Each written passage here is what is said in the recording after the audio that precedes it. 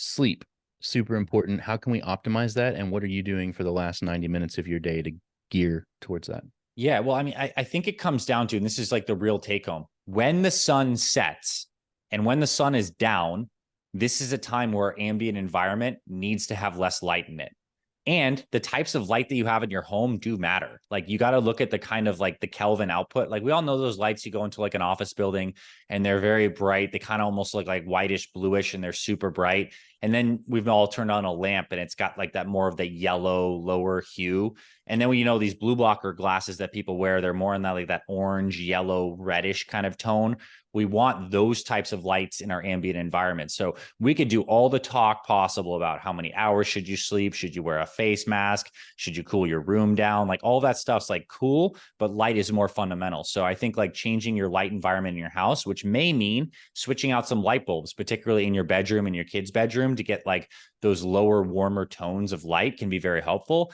And like cut the light, like maybe start to use lamps instead of the overheads, because this is going to create that natural melatonin signaling that normally happens if it's not disrupted from all the light. Now, I work online like you do. So that means like I'm on the computer often. With my phone, I make sure that it has like that night shift mode that comes on. And I keep that on like most of the time. That cuts out a lot of the blue light and it kind of makes the screen a little more orangey. Absolutely essential.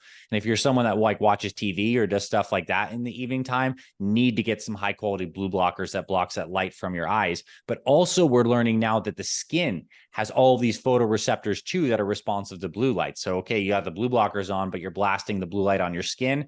Maybe you wear some kind of long sleeve clothing or something like that that's not getting blasted. So I know I might sound like I'm getting a little crazy, but like light is so fundamental. Yeah. There is actually a Nobel Prize recently given out in chronobiology, and it's looking at how these clock genes are basically regulated by light. So good sleep starts with like proper light rhythm and light in the morning. Now, my bedroom right now is not super optimized for being as dark as possible, but if you can make your bedroom as dark as possible, like that's ideal. I do wear a face mask when I go to sleep because it blocks some of the light. And I also like to sleep with earplugs. So that's part of it.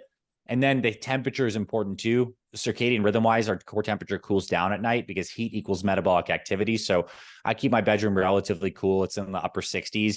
And I have like one of those like chilling Uller pad guys that makes the bed a little colder. You don't necessarily need to do that, but if your bedroom's too hot, man, your sleep's not going to be optimal. Is your face mask anything special? Is it just blocking light or is there some sort of cooling to that as well? Just blocking light is the one that I have. I'm sure there's better things. It's just like a comfortable kind of silky style face mask. And I'll be honest, half the time I wake up and I don't even know where it is in the bed. It's like no longer on my face. So I must be doing like some martial arts at night, but I sleep with it on, and the earplugs tend to help a lot, I think too. Yeah, I think both of those things would help me. And my wife used to like to leave the TV on, Mm, and we've gotten away from that. good. I can't sleep, in that environment.